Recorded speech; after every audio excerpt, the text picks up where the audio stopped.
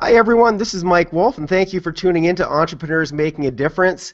This show always brings, we just bring the most amazing people on this show, and we've always got entrepreneurs that are doing things not just to make money, but also to give back and help other people.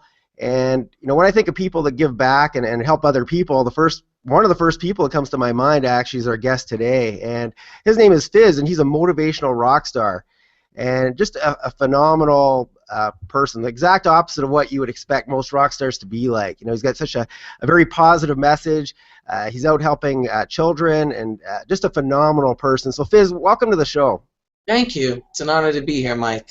It's a pleasure to have you. I'm so excited. I've been really looking forward to doing this interview for quite a while now, actually. And well, I guess let's start with, how did you get into music? Have you always been interested in music since you were a kid, or? Yeah, I have. I've always, from as far back as I can remember, being a baby, I always remember just music touching my soul. So right from the start, music has always been a big part of my life. My parents were always singing around the house, and my stepfather was in a doo-wop band. But before my stepfather came into the picture, because my parents got divorced, I had known that music was my calling, that rock and roll was my calling, and so I had these rituals I would do as a little boy. I would normally play Beatles albums and close my eyes and picture myself being a rock star. But in those visions, I was performing, and it always was connected with helping children, and I always associated rock and roll with healing the world. I always saw rock and roll as God's tool to heal the world and help the world. And Wow. in fact, I was talking, Dan Fowler. I do. And I was mentioning to Dan Fowler, for those of you that don't know Dan Fowler is just a brilliant guy who just, he put on an event recently called Imagination IQ, and I was the music director for that event, as well as speaker. I spoke at that event as well, because I'm getting ready I'm combining rock and roll with speaking and entrepreneurs and bringing that to the world in a very cool, unique way.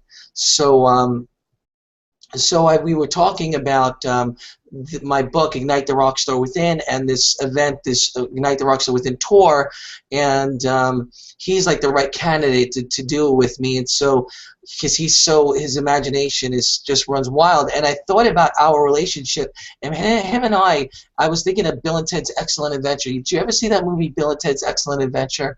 Yeah, that's a great movie. Right. Yeah. So I led into that. That just popped in my head, because when I saw that movie, I was like, when I was a kid, I was fairly young when that movie came out, and when I saw that movie, I was like, wow, somebody stole my idea. That's what it felt like, because I've always associated rock and roll with healing the world, and in that movie, that's how they saved the world, with their music, right? Exactly. And they should have cast you in there. You would have been actually perfect for that role too. I know, Keanu Reeves, right?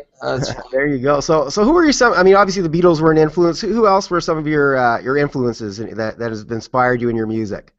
Well, I was, again, fortunate enough to grow up in a very the early roots of rock and roll. My stepfather was in a doo-wop band called the Charades, and before that they were called the El Domingos. So they were an interracial doo-wop band, and the reason why I mention that is because I was heavily influenced by black vocalists, and that really is a big part of my vocal style.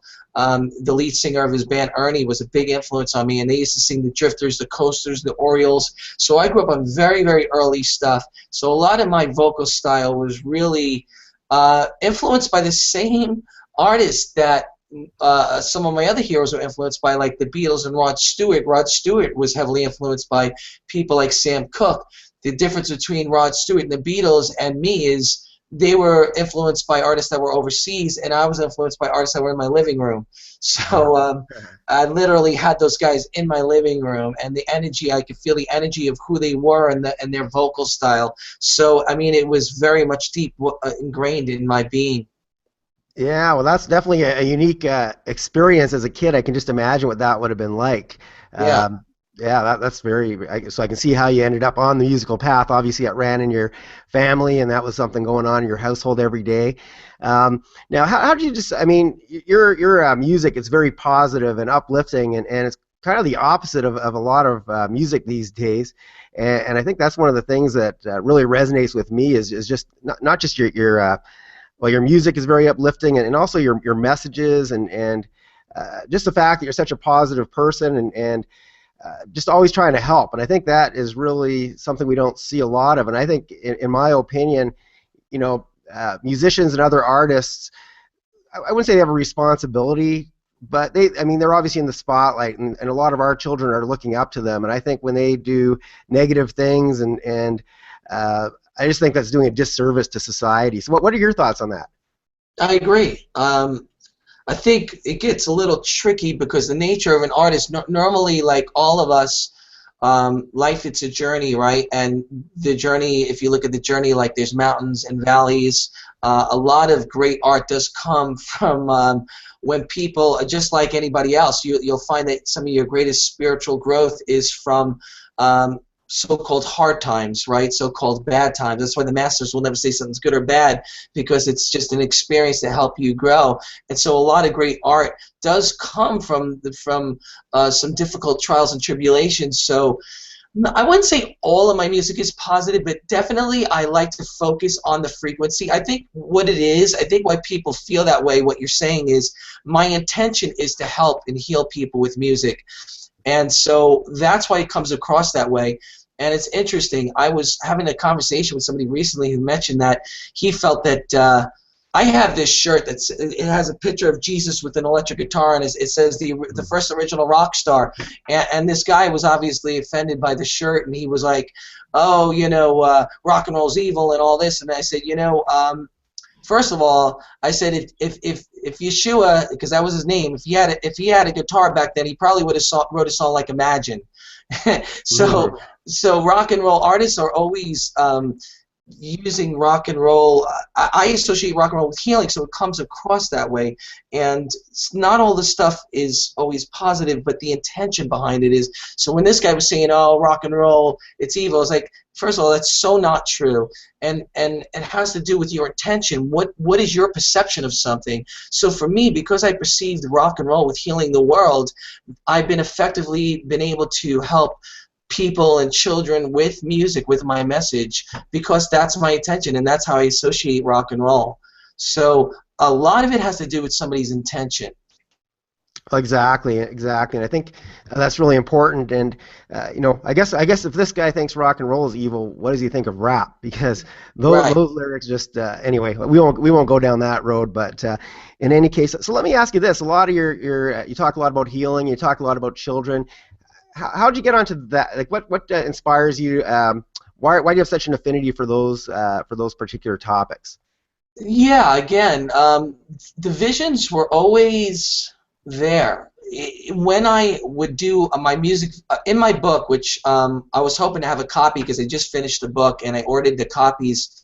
I was going to show it up to everybody so they could see it. It's called Ignite the Rockstar Within. In that book, in the first chapter, I walk everybody through a music visioning technique. And in my music visioning techniques, when I was a boy, like I said earlier, I would imagine myself being a rock star, but it was always connected with helping children and helping and healing the world. So it wasn't something that was forced, visions that were forced upon me. They were just, they were there, and that was just how I felt about music and associated with music. So those visions were so powerful. I would come out of those visions crying, and they were so powerful that they propelled me to become a full-time musician and to do the work that I've done with the children. And then I was I was performing a lot for physically challenged children in a school called Carmen Road School, and a friend of mine found out about that, and she told the news about it, and then they did a segment on me. So that, which you can see on the notesforlife.org website. So it's just part of my soul purpose. And everyone has a soul purpose, a soul mission in their life, and it's not necessarily that somebody's doing more work than somebody else. I mean, if somebody's sole mission is just to be an excellent bathroom attendant and make sure everybody's needs are accommodated, whatever it is. I mean, to be of service and to understand the value of being of service is really important, no matter what it is that you're doing. That goes, but for me, it was specifically connected with those visions of rock and roll and healing and helping children. So that's just how I've always seen it. Okay, great. So tell me more about your book, Ignite the Rock Star Within. I know you're planning on uh, using that to launch a tour of some sort and hopefully get you in front of some audiences. And so, what are your thoughts? I guess what's the tell us a little bit more about the book itself, and what that is going to lead into. Well, I mentioned in the description of the book, it's like if Napoleon Hill was a rock star, he would have written a book similar Hmm. to Ignite the Rock Star Within. So that's a good way to put it, because it's a lot of you know, specific, values that he mentions. You have to believe, you have to know what it is that you want. Number one, you have to have clarity about that, and you have to believe with all your heart. So there's all these specific things, but I integrate my journey into the book.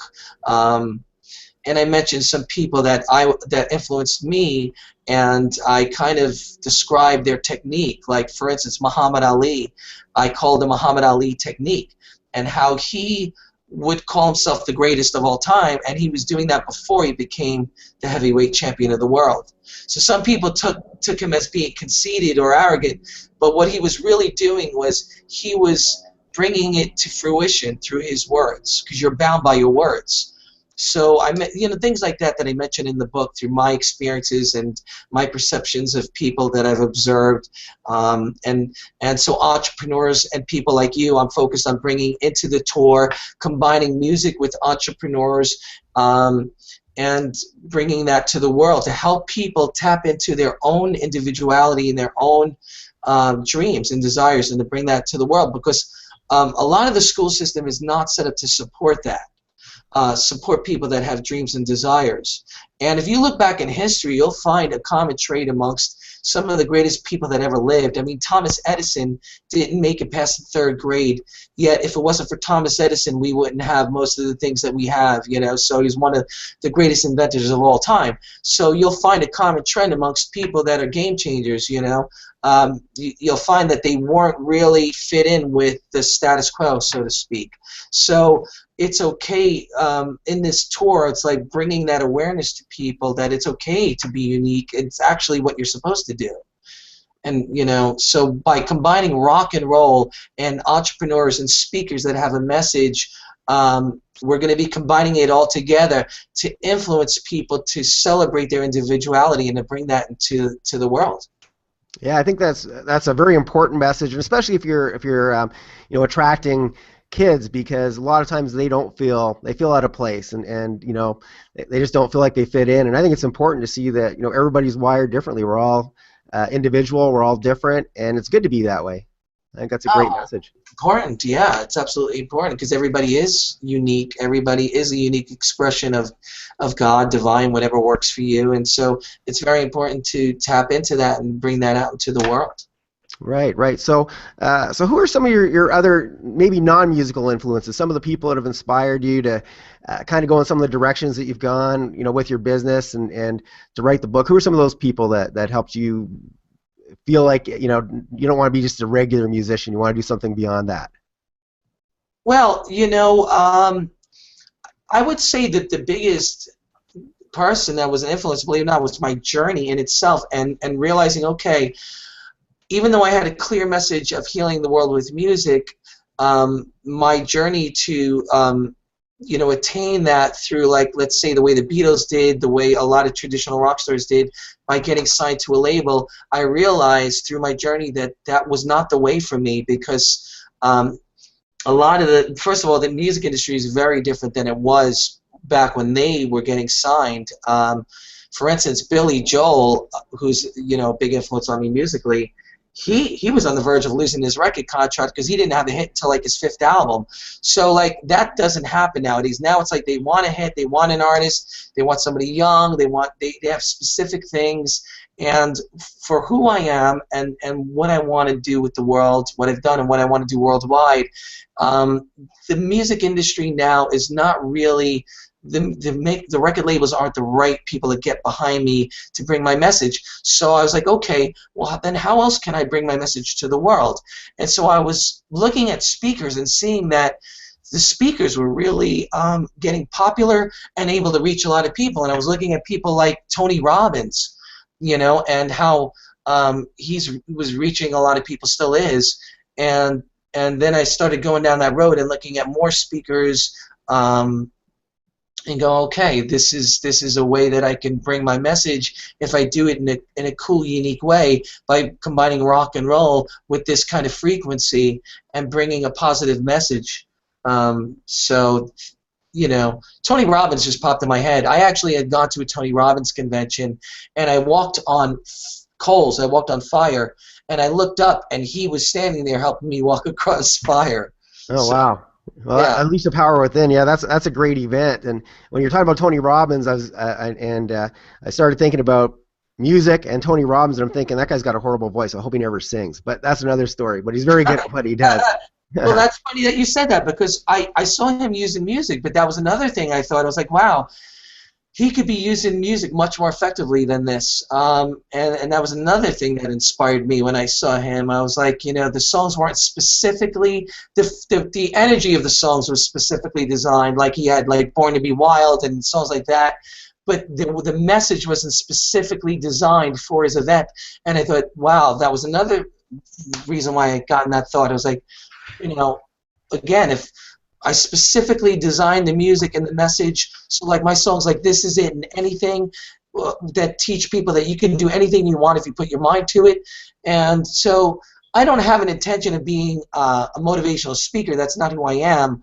I am a motivational rock star is a good way of putting it. I mean, I'm a John Lennon. I'm one of these. I kind of describe it to people like this. There are musicians, there are artists, and then there are prophets. So when I mention, what I mean by that, there are prophets like Bob Marley, John Lennon, people that come to change the game with their music.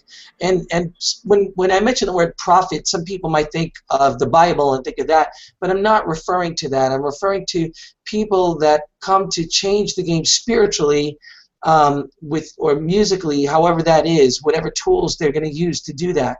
So for me, music is very spiritual. So you could say I'm a rock and roll prophet.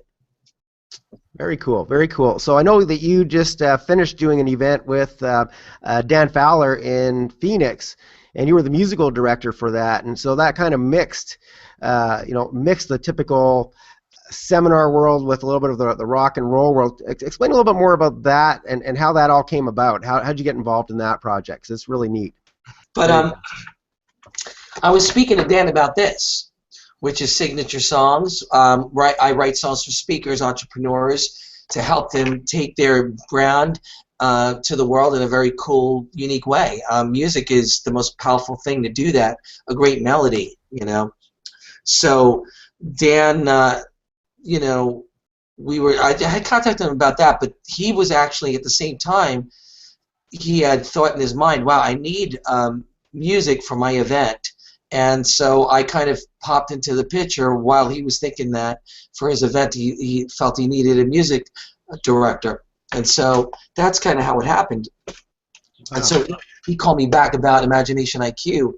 And when he told me about it, I was just so excited. I got invested immediately because I was just like, wow, this is very, very, very similar energy and mindset to what I believe and what I think. And it was fun and exciting. And yeah, so that's how that originally happened. Wow, and that's how the universe works, though, right? I mean, Yeah. just puts people together that are meant to be together, and that's the whole point of this show, is to connect as many people as possible that really need to meet, that might otherwise never have a chance to do that. So, speaking of meet, I heard that you not only did you meet Bob Proctor, you actually played music at his home. How did that happen?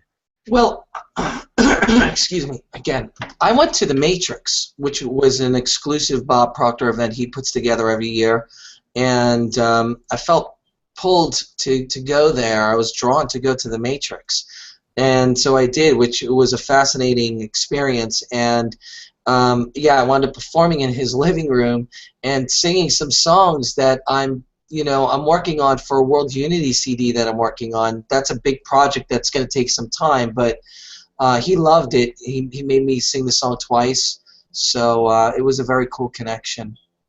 Wow, that must have been, that looks good on a resume.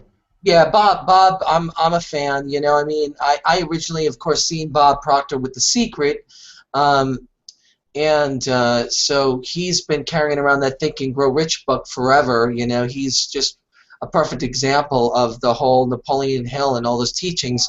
And I'm a big fan of Napoleon Hill, especially his new book, Outwitting the Devil.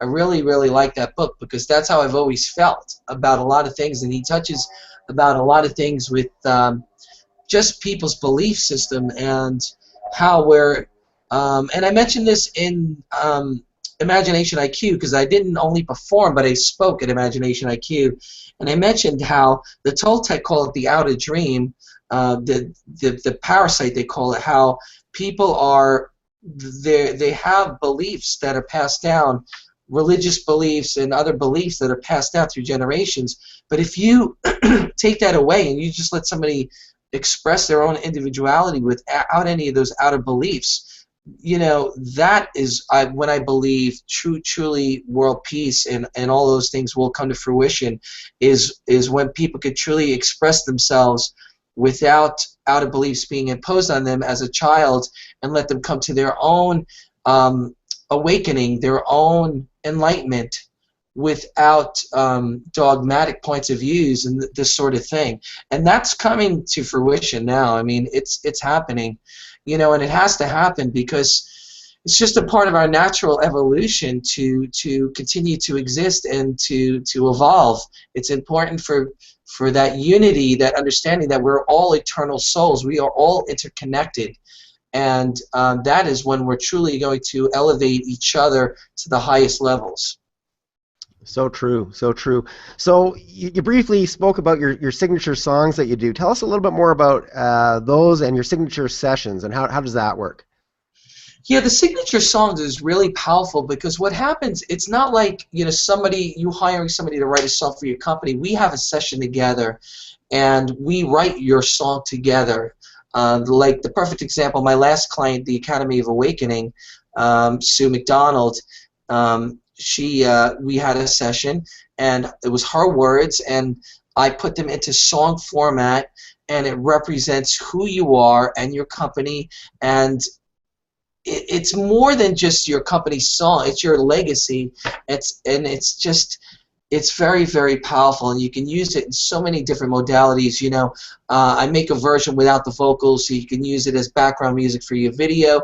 You can use it on your website. You can use it if you're speaking and you're going on stage. Your song is playing. There's nothing more powerful than that, than having your song play. As a matter of fact, I was fooling around and I came up with a little idea for you. But, Oh, cool. but Hey, before you play though, Fiz, you've got to put your partner Zorro on the guitar. I think people need to see this because when we were jamming, and I really don't play guitar very well, but we were jamming in LA, and you had Zorro on your guitar neck, and that was the best. yeah. Zorro is one of the best, most talented Chihuahuas you'll ever meet. Yeah, Zora, you wanna play this little song we wrote for Mike? So Zora, we're gonna sing this song for Mike. It's real estate. How's it go? Real estate mastery. Passively without flipping out. You see, Mike Wolf mastery. It's here for you. Real estate mastery. Effectively, everything you can truly be. Mike mastery. Here for you. Buy a home, maybe 2 or 3 of them. You can truly see I will rest in me here for you. Wow, Fiz, that was awesome. Yeah, so, well, you know, I I kind think Zorro is the main talent, though. I think he was doing most of the guitar licks there.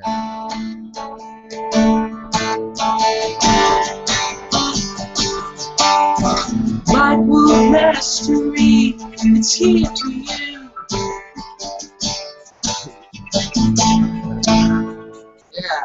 Oh, I love that. Well, first of all, great song. Thank you. Uh, But Zorro is amazing. I love how he kisses you while you play. I think that's really cool. That's a nice bonus.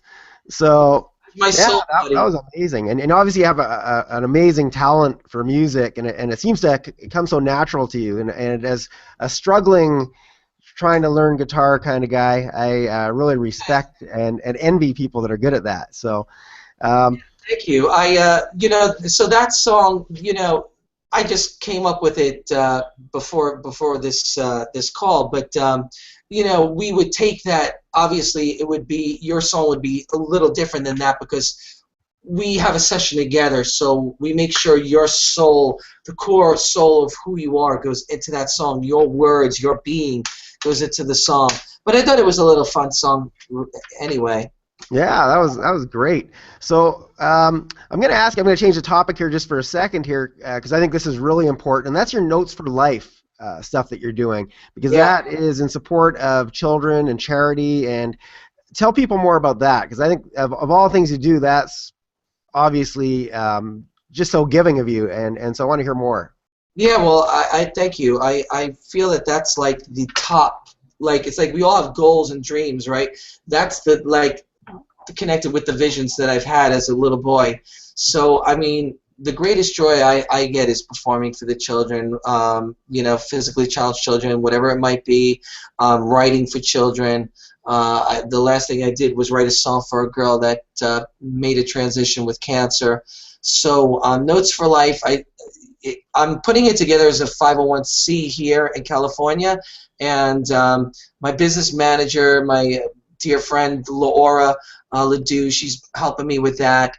She's been really hands-on with getting involved with setting up Notes for Life here in California, so I could do more work with Notes for Life, and we can get more support with Notes for Life, so we can bring it worldwide. But one of the many ideas I have for Notes for Life, besides the performances, is for instance, that song I wrote for Celeste. If you put an angel on a stage, Celeste, you'll hear a song called Angel on a Stage that I wrote for her because she wanted to be an actress. So, for instance, with a song like that, what I want to do is have it set up where all the money will go to, let's say, St. Jude's. She had cancer, so St. Jude's Hospital for Children with Cancer. So Notes for Life, it's like a hub for children with different difficult disabilities and situations, and doing various charity events for children. So yeah, that's a small description of Notes for Life, but it's definitely like I have very big goals and dreams for Notes for Life.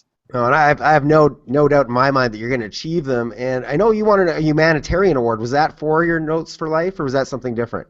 Yeah, that was for anything I do for the children is Notes for Life. I had started Notes for Life back in 1998, and the first event I had done was for Just Kids Foundation, small foundation. No, the award I had received was from Carmen Road School. As a matter of fact, it's over here, and it's beautiful little award. Yeah. Yeah, it says for outstanding community service on behalf of the physically challenged. So, I have mixed emotions about awards, and I've expressed this before because there's the biggest part of me feels like we're not supposed to receive awards for what we're supposed to do, but on the other hand, if receiving award, I look at it, it's like it's going to be able to help my cause and help me to help more children, then I'm all for it. At the same time, another comment I want to make is a lot of times people say, "Oh, it's amazing the work that you've done for the kids," but it's mutual. Like the children are helping us equally as much as it's both equal. And there's giving and receiving. It's completely aligned and equal. And the children, a lot of those children I mentioned they're very. A lot of them I feel are advanced souls. They're here to help. They're here to help us actually.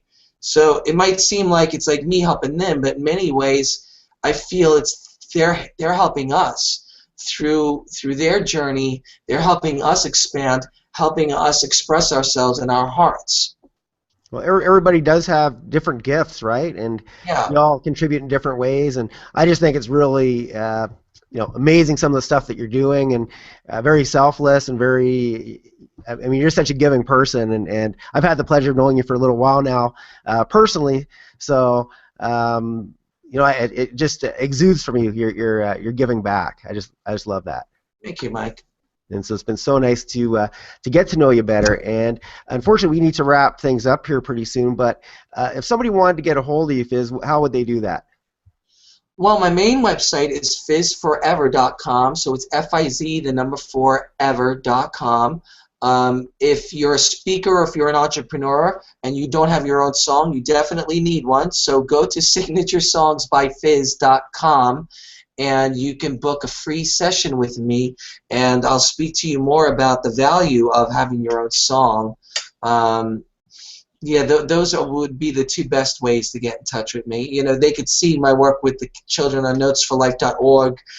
Well, Fiz, thank you so much for joining us today. I really appreciate you coming on the show, and I definitely want to have you on again, probably many times. And Zorro too, of course, he's always invited because I love Zorro. And just thank you for coming on. Oh, thank you, Mike. Appreciate it, man. Blessings. Wishing you peace, love, music. Yeah, and we'll see you soon. I'll be in LA very shortly, and we'll definitely be hanging out. So. Okay. Beautiful. All right. Well, thanks again, Fiz, and I want to thank you, the viewer, for tuning in. I hope you enjoyed this week's episode, and we'll see you again soon in the next episode. Take care.